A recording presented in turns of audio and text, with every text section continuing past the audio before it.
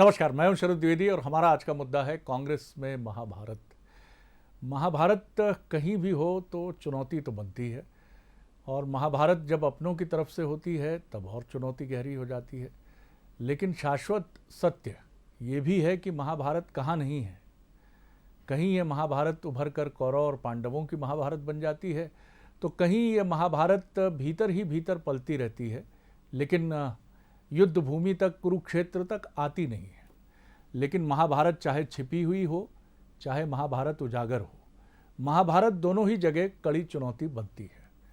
लेकिन वो महाभारत ज़्यादा नुकसान करती है जो कुरुक्षेत्र में उतर आती है और दोनों ही पक्ष हथियार लेकर एक दूसरे के सामने भी हो जाते हैं।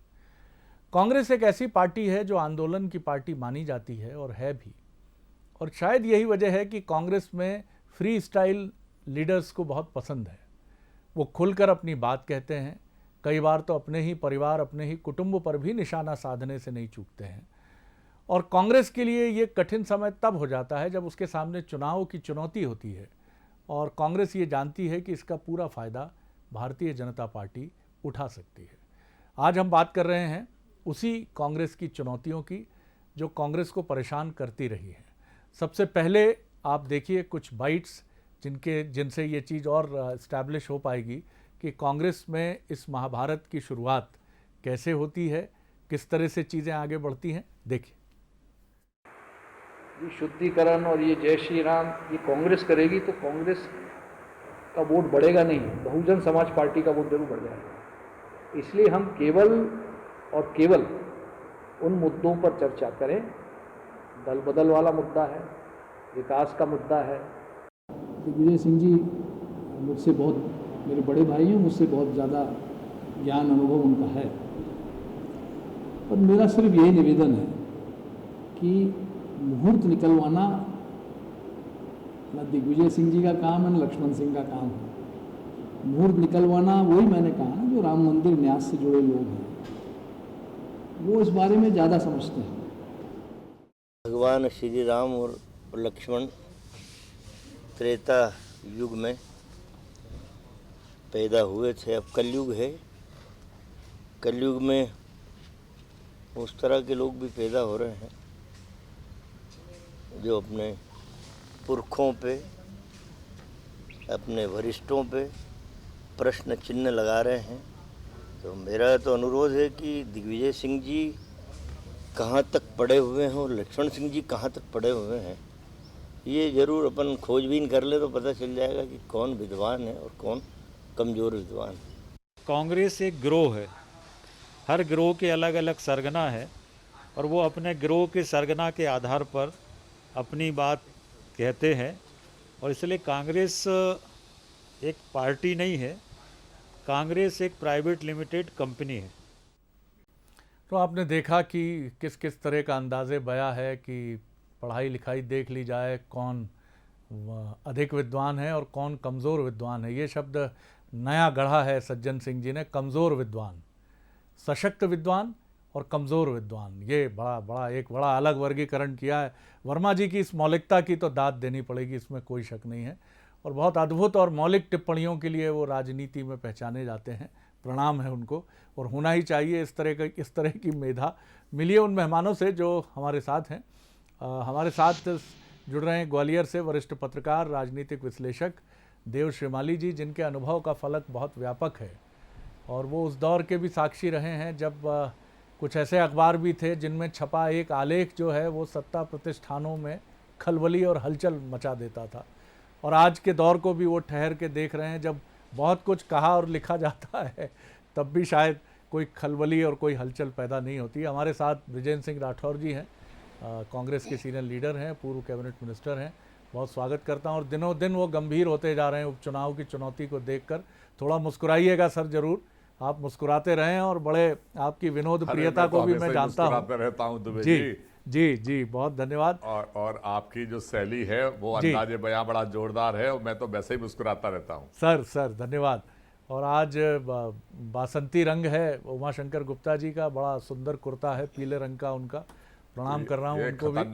खतरनाक लोगों को सामने बिठा देते हो आप। नमस्कार। ये उमाशंकर गुप्ता जी खतरनाक व्यक्ति हैं, हमारे मित्र भी हैं, तो हम क्या करें। जी नहीं, बिजेंद्र सिंह जी हमारे मित्र हैं शरद जी। जी जी जी शरद लेकिन बड़ी खतरनाक किस्म की प्रशंसा की है उन्होंने हमारे आपकी। मित्र हैं। जैसा कमजोर विद्वान मैंने नया शब्द सुना, वैसे खतरनाक तरह हमने की ये भी तो प्रशंसा कहा है कि ये। हमारे मित्र हैं। हमने ये भी कहा कि हमारे मित्र भी हैं। खतरनाक मित्र। जी, खतरनाक मित्र।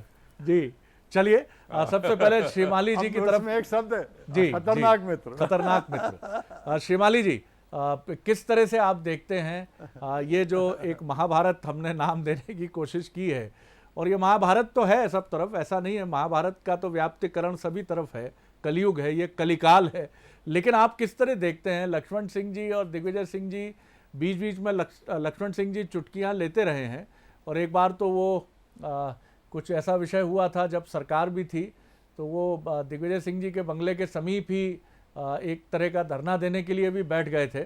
बाद में दिग्विजय सिंह जी आए तो वो धरना समाप्त हुआ था। किस तरह देखते हैं आप कांग्रेस की इस कथित महाभारत को? जी श्रीमाली साहब।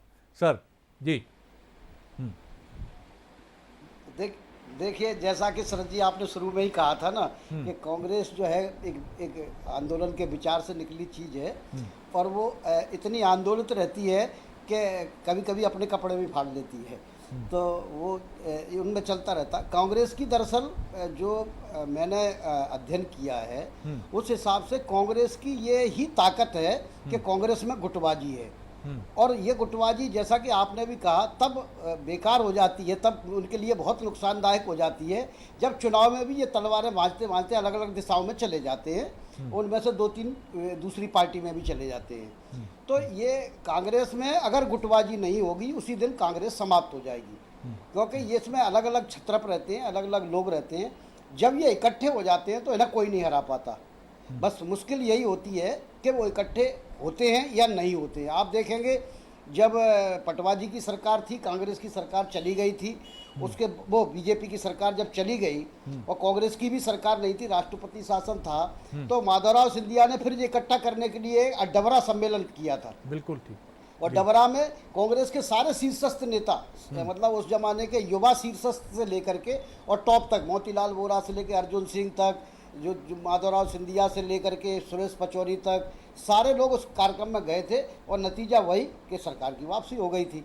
अभी आपने पिछले विधानसभा चुनाव के समय में भी देखा होगा कि कांग्रेस के लोग बहुत ही एकाकार होकर चुनाव लड़ रहे थे। यद्यपि जो लक्ष्मण सिंह वर्सेस ऑल और ये वाले प्रसंग तो चल रहे थे, लेकिन जब इकट्ठे हो जाते तो ये आवाज़ें दब जाती हैं। कुछ लोग तो कांग्रेस में इसी प्रकार की टीका टिप्पणियों के लिए ही होते हैं, ठीक है, जैसा कि लक्ष्मण सिंह जी हैं, वो भी कभी ना कभी 2-4-5 दिन में बोलते हैं कुछ ना कुछ, और जब भी बोलते हैं बहुत अच्छा ही बोलते हैं कांग्रेस के लिए। वर्मा जी हैं, वर्मा जी से आज तक तो मैंने कांग्रेस के हित की कोई बात सुनी ही नहीं है, मतलब वो जब भी बोलते हैं बीजेपी से ज़्यादा कांग्रेस के खिलाफ बोलते हैं। तो इस तरह के लोग रहते हैं, और वो बने भी रहते हैं कांग्रेस में। ये भी नहीं जैसे बीजेपी में हो तो निश्चित तौर पर ना बाहर ही कर दिया जाए, गोविंदाचार्य की तरह अपने कहीं बैठे हों, है ना। लेकिन बीजेपी में इसलिए नहीं चलते कि बीजेपी में ऐसा है नहीं। बीजेपी में एक अलग तरह का एक सेटअप है, अलग तरह की बातचीत होती है उसके अंदर, तो वो वहाँ ये चीज़ें चलती नहीं हैं, वो अंदर अंदर बातचीत हो जाती है। कांग्रेस में अंदर कुछ भी बातचीत नहीं होती, जो कुछ भी होती है सड़क पे ही होती है, क्योंकि आज़ादी की लड़ाई में भी चाहे वो अगस्त मैदान हो और चाहे वो पटना का मैदान हो, वही सारे लोगों से बातचीत हुई, वही डिसीजन हुए।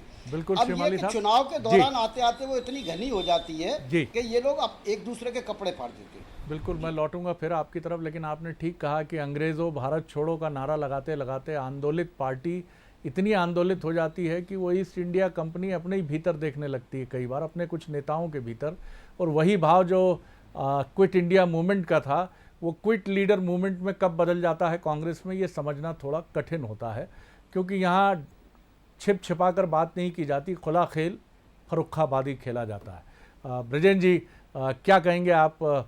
ये जो विषय हैं ये उठ रहे हैं, जैसा श्रीमाली जी की भी एक बड़ी दिलचस्प टिप्पणी है कि सज्जन सिंह वर्मा जी कई बार अपने ही लोगों के लिए इतना तीखा बोल जाते हैं जितना बीजेपी में भी नहीं बोला जाता है, लेकिन ये कांग्रेस के लिए मैं इसको नकारात्मक नहीं देखता, क्योंकि आपके यहाँ आत्मालोचना के स्वर इतने खुले हैं कि वो किसी को बख्शते नहीं हैं। जी जी राठौर साहब।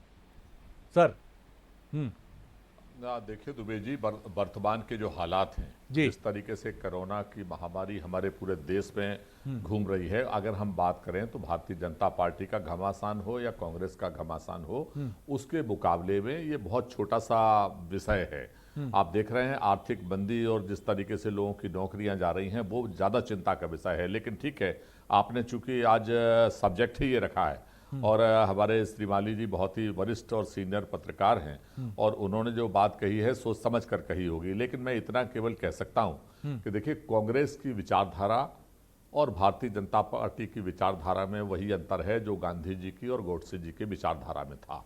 यहाँ अपनी बात को हम कह पाते हैं, अपनी बात को रख पाते हैं, अपनी बात को छुपाने का कोई काम नहीं। इनके यहाँ असंतोष हमारे यहाँ से चौगना है, लेकिन इनकी हिम्मत नहीं है कि उस बात को ये बोल पाएं। अंदर अंदर घुटते रहेंगे, लड़ते रहेंगे, परेशान होते रहेंगे, लेकिन सामने आके इनकी हिम्मत नहीं पड़ती है। और जो लोग हिम्मत करके आते हैं, जैसे मान लीजिए उमा भारती जी ने बात कही कि राम जी किसी की बपौती नहीं है, या उसके पहले उन्होंने टीका टिप्पणी की तो उमा भारती जी को आप देखिए हाशिए पे डाल दिया गया।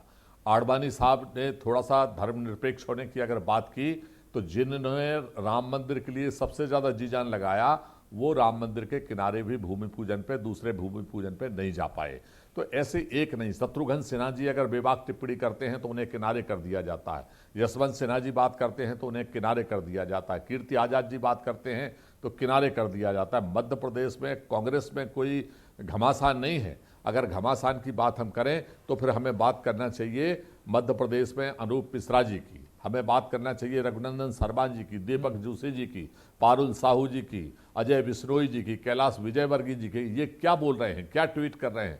और खुद इनके ही नेता जब इस बात को कह रहे हैं कि पुलिस आपकी निरंकुश हो रही है, अगर आपके भारतीय जनता पार्टी के कार्यकर्ताओं की पिटाई है तो आप 2 मिनट में अधिकारियों के खिलाफ कार्रवाई कर देते हो, आम जनता पिट रही है, मजदूरों की खाल उधड़ गई, उस वक्त आपको ये चिंता नहीं हुई।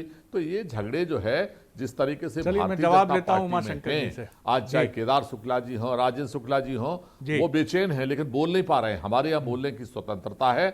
और जो बात बोली है, जहां तक दिग्विजय सिंह जी का और लक्ष्मण सिंह जी का सवाल है, तो वो प्रश्न लक्ष्मण सिंह जी का और दिग्विजय सिंह जी का नहीं है, प्रश्न है शंकराचार्य जी का, जो हमारे धर्म गुरु हैं, जो हमारे हिंदू सनातन धर्म में सबसे बड़ी उपाधि पाते हैं, स्वामी स्वरूपानंद जी। उन्होंने उस बात की टिप्पणी की थी, तो वो विषय दिग्विजय सिंह जी का और लक्ष्मण सिंह जी का है ही नहीं। बकाया वो हो या सज्जन सिंह वर्मा जी हो, सब अपनी बात के लिए, बेबाकी के लिए जाने जाते हैं। और हमें खुशी है कि हमारे यहाँ अधिकार है, बकाया कपड़े फाड़ने की स्थिति बिल्कुल नहीं है। हम लोग ऊपर से कुछ भी बोलते रहे, लेकिन अनैतिक तरीके से जिन्होंने इस सरकार को गिराया है उनको ना पब्लिक माफ करेगी ना हम लोग माफ करेंगे। हर हालत में इस जंग को जीतेंगे और इनको आईना दिखाने का काम करेंगे। शुभकामनाएं आपको भी और बीजेपी को भी इसके लिए। जंग जितनी मजबूत होगी, लोकतंत्र भी उतना ही मजबूत होगा। उमाशंकर जी कुछ सवाल भी खड़े किए हैं ब्रिजेन जी ने। उन्होंने कहा है हमारे यहाँ की महाभारत, कथित महाभारत अगर है, वो कह रहे हैं कोई महाभारत नहीं है, लेकिन अगर मीडिया देख रहा है महाभारत, तो बीजेपी की महाभारत कम नहीं है, बीजेपी की महाभारत और बड़ी है। और कई बड़े नेताओं के नाम भी उन्होंने गिनाए हैं। इसका भी उत्तर आप जरूर दीजिएगा। जी गुप्ता जी। जी शरद जी, एक तो मेरा ये आग्रह है कि अभी कहा गया, आपने भी कहा और श्रीमाली जी ने भी कहा, जी कांग्रेस आंदोलनों की पार्टी रही है। मैं बिल्कुल उसको स्वीकार करता हूं, स्वतंत्रता में कांग्रेस का बहुत बड़ा योगदान रहा। लेकिन आपको ध्यान होगा कि 15 अगस्त 1947 को देश आज़ाद होने के बाद महात्मा गांधी जी ने कहा था कि आंदोलन वाली कांग्रेस का काम स्वतंत्रता दिलाना था और स्वतंत्रता मिल गई, इसलिए इसको खत्म कर देना चाहिए। अगर आपको राजनीतिक पार्टी बनाना है तो पार्टी बनाना चाहिए। लेकिन पंडित नेहरू जी सहित सभी कांग्रेसी इस बात को जानते थे कि कांग्रेस के नाम का उपयोग करके ही सत्ता का उपभोग किया जा सकता, इसलिए गांधी जी को भी हाशिए पे डाल दिया था, उनकी राय को भी नहीं माना गया था और उसी नाम पर अनेक वर्षों तक मध्य हिंदुस्तान में राज्य करते रहे। जहां तक महाभारत का सवाल है, देखिए बात व्यक्त करना ये अलग बात है और मैं इससे सहमत हूं कि भारतीय जनता पार्टी में भी हम लोग सब बात करते हैं, प्रशासनिक कोई कमी है तो उसको उठाते हैं, लेकिन शब्दों की शालीनता तो होना चाहिए कि नहीं होना चाहिए। अब सज्जन सिंह वर्मा ये कह रहे हैं आपने का नया शब्द घड़ लिया, कम विद्वान और अधिक विद्वान। अब सज्जन सिंह जी वर्मा की पढ़ाई भी पूछ ली जाए कि उनकी कितनी पढ़ाई है। आपस में इस प्रकार का जो व्यवहार है, सम्मान की कमी है, अशिष्टता है, ये तो मुझे लगता है कि ये इस प्रजातंत्र में हम लोगों से जो कि जनप्रतिनिधि कहे जाते हैं, जन नेता कहे जाते हैं, ये उचित नहीं है। बातचीत होना चाहिए। अच्छा ठीक है, कांग्रेस में अगर ये है कि वो कहते हैं हम खुलेआम बोलते हैं, बिल्कुल बोलें और बोलें, लेकिन क्योंकि कांग्रेस एक राजनीतिक पार्टी और मध्य प्रदेश में इस समय मुख्य विपक्षी दल है, हमें ऐसा लगता है कि लोकतंत्र की मर्यादाओं को जनता जिस रूप में देखना चाहती, सत्ता से और विपक्ष में बैठे नेताओं से, उसका पालन करना सबको जरूरी है। शब्दों की शालीनता होना चाहिए। और ये जो बोला जाता है, हमें कोई ज़्यादा लेना देना नहीं। कांग्रेस में जितना बिगड़े हो अच्छा, और राजनीतिक दृष्टि से तो हमारे लिए खूब लड़े, हमारी शुभकामनाएं। आदरणीय बृजेंद्र सिंह जी घर में बैठकर ये समझते रहें कि ठीक है, हमारे यहाँ सब ठीक है, हम उनको शुभकामनाएं देते हैं कि वो इसी प्रकार विचार करते रहे हैं। लेकिन लोकतंत्र की दृष्टि से, राजनीतिक पार्टी होने के नाते कुछ बातों का ध्यान हम सबको रखना पड़ेगा। भारतीय जनता पार्टी में निश्चित ही कुछ बात है, मर्यादाएं हैं। आदरणीय श्रीमाली जी ने भी कहा कि हमारी एक पद्धति है, हम मिलते हैं। रोना कांग्रेस का यह है कि वहाँ आपस में कम्युनिकेशन नहीं है, कोई मीटिंग नहीं होती, कोई चर्चा नहीं होती, जो होती वो सड़कों पर ही होती है। भारतीय जनता पार्टी की विभिन्न स्तरों पर बैठक होती है, मिलना जुलना होता है, हर मुद्दे पर बातचीत होती है, अपना मत कहते हैं। कई बार जरूरी है तो आप लोग भी जबरन निकलवा लेते हो हम लोगों के मुंह से, लेकिन एक पद्धति है, उसमें बात करते हैं और अंत में जो निर्णय हो जाता है उसको सब स्वीकार करते हैं। ये एक संस्था, एक संगठन, एक परिवार के लिए जरूरी है। और जैसा कांग्रेस में तो हो गया है कि वो कबीले अलग अलग बन गए हैं सबके, उनका एक जब मौका आया तो एक होने की कोशिश करते हैं, आपस में ही लड़ते रहते हैं। ये मुझे लगता है कि प्रजातंत्र के लिए ठीक नहीं है। श्रीमाली साहब, सवाल ये है कि कांग्रेस आंदोलन की पार्टी है और वहाँ ये सारी चीज़ें चलती रहेंगी, ठीक है, चलती रहेंगी। लेकिन जैसा आपने एक बहुत महत्वपूर्ण बात कही जिसको समझना बहुत ज़रूरी है कि कांग्रेस की ताकत उसके गुट हैं, क्षत्रप हैं, और ये गुट जब तक अलग अलग होते हैं, एक दूसरे को कहीं ना कहीं नुकसान पहुंचाने की कोशिश करते हैं तो कांग्रेस नुकसान में आती है। लेकिन जब ये एक साथ फेफड़े का हिस्सा होकर धड़कने लगते हैं तो ये कांग्रेस को ताकतवर बना देते हैं। लेकिन पहले इन गुटों को, इन क्षत्रपों को एकजुट करने का काम इंदिरा गांधी जैसे ताकतवर नेता करते रहे। राजीव गांधी के रिजिम में भी ये चीज़ मैं कह सकता हूँ कि काफ़ी हद तक होने की कोशिश हुई। हालांकि बिखराव उन्हीं के समय शुरू हुआ जब अरुण नेहरू, वीपी सिंह और इस तरह के तमाम लीडर, उनके अभिन्न मित्र अमिताभ बच्चन भी इलाहाबाद से मोहभंग का शिकार हुए और तमाम चीज़ें चलती गईं।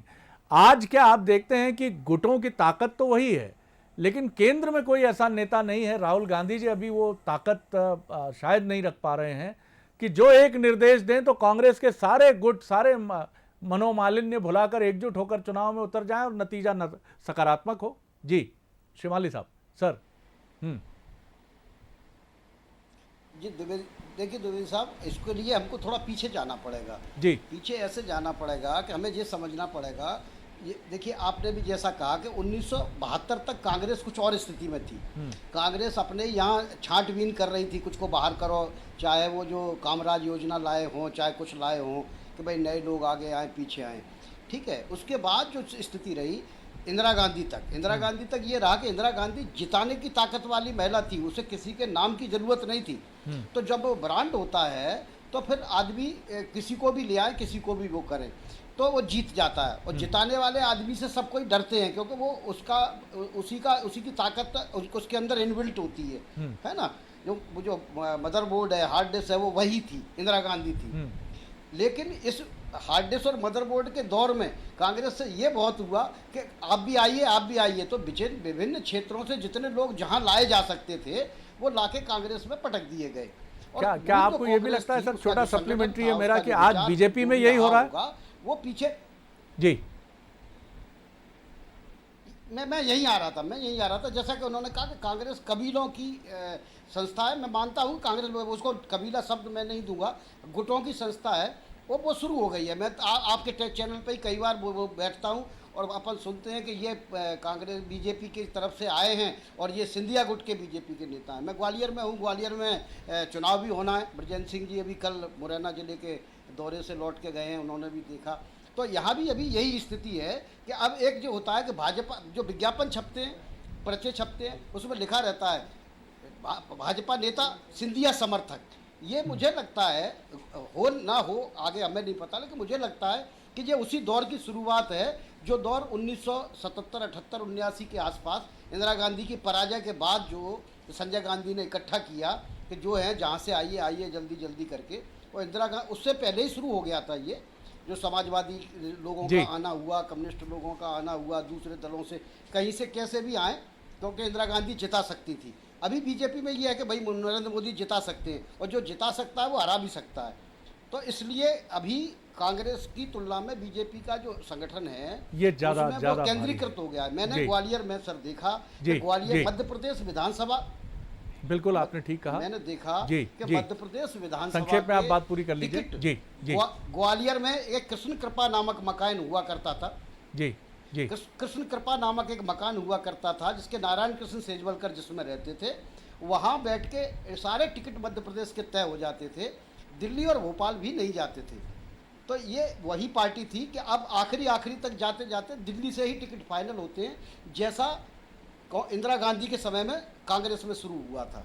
तो हम रास्ते पे उसी पे चल रहे हैं। कितने देर लगेंगे, क्योंकि 70 साल कांग्रेस ने सत्ता का सुख भोगा है, जैसा गुप्ता जी ने भी कहा है। तो उस संगठन की दम पर 70 साल कांग्रेस सत्ता का सुख भोग चुकी है। जी बोले सर। अब जो बारी है वो वही है कि भाजपा सिंधिया समर्थक भाजपा। जी जी जी राठौर साहब जी बोलिए। अभी हमारे मित्र उमाशंकर गुप्ता जी ने बहुत दुहाई दी प्रजातंत्र की और लोकतंत्र की। आपके मुंह से, आपकी पार्टी के लोगों के मुंह से ये बात अच्छी नहीं लगती, क्योंकि पूरा देश देख रहा है आपके लोकतंत्र में कितनी आस्था है। चाहे मध्य प्रदेश हो, चाहे राजस्थान हो, चाहे महाराष्ट्र हो, जिस तरीके से खरीद फरोख्त करके आप लोकतंत्र की हत्या कर रहे हो, प्रजातंत्र का मखौल उड़ाने का काम कर रहे हो, ये छुपा नहीं है। इसको लोग आपको माफ करने वाले नहीं हैं। अभी आपने कहा कांग्रेस में, तो मैं कहता हूं कांग्रेस में मध्य प्रदेश में कमलनाथ जी अपने आप में बहुत ताकतवर नेता हैं, दिग्विजय सिंह जी अपने आप में बहुत ताकतवर नेता हैं, और भी बहुत सारे लोग हमारे इसमें हैं जो अलग अलग क्षेत्रों के हिसाब से ताकतवर नेता हैं, और हम सब लोग मिलकर काम करेंगे। अब समस्या भारतीय जनता पार्टी में होने वाली है, क्योंकि यहाँ दो तो टाइगर हो गए, अब विचारधारा वाली पार्टी बची नहीं। एक विचारधारा वाले वो हैं जो अभी नए नए जाके शामिल हुए हैं, एक विचारधारा पुरानी है। तो कौन टिकट देगा, कौन किसकी विचारधारा चलेगी, किसकी थोपी जाएगी, और आप सब देख रहे हैं कि नए लोग जो है अपना रुतबा ज़्यादा भारतीय जनता पार्टी में कायम रख के चल रहे हैं। अभी हमारे एक मित्र साथी ने आपके चैनल पे कहा कि कांग्रेस तो गिरोह है, तो अगर कांग्रेस गिरोह है तो फिर ये भारतीय जनता पार्टी तो गिरोहों का समूह बन गई है। जवाब लेते हैं सर, इसमें भी 10 प्रकार के जो है गुट हो गए हैं। 1 मिनट है मेरे पास। नहीं, इसमें जवाब का कोई काम ही नहीं है। आप भी समझ रहे हो कि इनके पास कोई जवाब है ही नहीं। जिस तरीके से प्रजातंत्र में, लोकतंत्र में बोलने तो दीजिए राठौर साहब, भारतीय जनता पार्टी के लोगों ने किया है, उनको कोई माफ करने वाला नहीं है। जी जी बोलिए गुप्ता जी, बोलिए। जी 1 मिनट है सर आपके पास। जी शरद जी, बृजेंद्र सिंह जी की पीड़ा मैं समझ सकता हूं, क्योंकि बृजेंद्र सिंह जी की सरकार गई है, महत्वपूर्ण पद छिने हैं, 1.25 साल में ही वो बाहर हो गए हैं, और इसलिए आप देखते होंगे कि मुद्दा कुछ भी हो, अंत में जाके पीड़ा वही झलकने लगती है हमारे कांग्रेस के इन साथियों की। और ये दुर्भाग्य मानूंगा कि वो हमें तो सीख दे रहे हैं, लेकिन अपनी बात को कोई समझने को तैयार नहीं है। मुझे लगता है कि हमें ये आप भी नॉमिनेट हो जाइए, हमारी शुभकामनाएं हैं। जब बीजेपी को आपने कुछ बातें बताई हैं, आपके साथी रही है, आपके साथी रहे हैं सिंधिया जी और समर्थक, तो उनके बारे में आपने बताया। आप चिंता मत करिए, अगर किसी संगठन में कोई मर्यादाएं, साहब ये बृजेंद्र जी की बात सही है। ऐसा आतिथ्य सरकार बीजेपी ने इससे पहले नहीं किया किसी का। गुप्ता साहब ऐसा आतिथ्य सत्कार हमने पहले नहीं देखा। महाराज के सामने ये सब बोने हो जाएंगे। बृजेंद्र सिंह जी का भी कर लेंगे, कोई हम आतिथ्य बृजेंद्र सिंह जी का भी कर लेंगे हम, चिंता मत करिए। लेकिन मैं जो कह रहा हूँ कि आपने ही जैसा कहा कि इंदिरा गांधी तक कांग्रेस में सब लोगों को पचा लिया गया था, लेकिन मेरा बृजेंद्र सिंह जी 1 मिनट मेरी बात पूरी कर लें। गुप्ता जी बात कर रहे हैं। आप बृजेंद्र सिंह जी, आप मेरे शुभचिंतक हो, मैं आपका शुभचिंतक हूँ, धन्यवाद। मेरा ये कहना है कि भारतीय जनता पार्टी का संगठन इतना मर्यादा और अपने क्षमता रखता है कि सभी नए साथियों को एडजस्ट कर लेगा, अपने साथ मिला लेगा, अपने मर्यादा व्यवस्था में लेकर काम करेगा। बृजेंद्र सिंह जी, आप जैसे भी आएंगे तो स्वागत है, हम आपका भी स्वागत करेंगे। बहुत हमारा दिल बड़ा है, बहुत धन्यवाद करता हूं सबको लेकर चलना चाहते हैं। धन्यवाद राठौर साहब का, बहुत धन्यवाद देव श्रीमाली साहब का। कुल मिलाकर ये सही है कि महाभारत तो ये नहीं कह सकते कि ये कॉपीराइट किसी एक पार्टी का है। फ़र्क ये है कि बीजेपी उस महाभारत को सड़क पर नहीं आने देती, उसको चौराहे पर नहीं आने देती और उसको पार्टी के भीतरी कक्षों में मर्यादित ढंग से निपटाने की, सुलझाने की पूरी कोशिश करती है और अक्सर कामयाब भी होती है। और जब कामयाबी नहीं मिलती तो उस बगावत का तथाकथित परचम लेकर चलने वाले नेताओं के लिए ही एक रास्ता इस तरह से बंद करती है कि उनके लिए फिर आगे चलना काफ़ी कठिन होता है। लेकिन कांग्रेस के लिए ये भिन्नता है। लेकिन ये सही बात है कि कांग्रेस को इस समय एक मजबूत और शक्तिशाली रणनीतिकार केंद्रीय नेतृत्व की आवश्यकता है। मैं ये नहीं कहूँगा कि राहुल गांधी वो भूमिका निभा नहीं रहे हैं। कई बार कई दौर ऐसे चुनौतीपूर्ण होते हैं कि जब बेसाख्ता आपको ये कहना पड़ता है कि आईना मुझसे मेरी पहली सी सूरत मांगे और मेरे होने की निशानी मांगे। शायद ये दौर वही दौर है कांग्रेस के केंद्रीय नेतृत्व के लिए। लेकिन फाइट इट आउट, लड़ना पड़ेगा, लड़कर निकलना पड़ेगा। और राहुल गांधी जी के लिए भी ये बड़ी चुनौती है कि वो कांग्रेस को अपनी पुरानी प्रतिष्ठा की तरफ ले जाएं। कैसे, वक्त बताएगा। नमस्कार।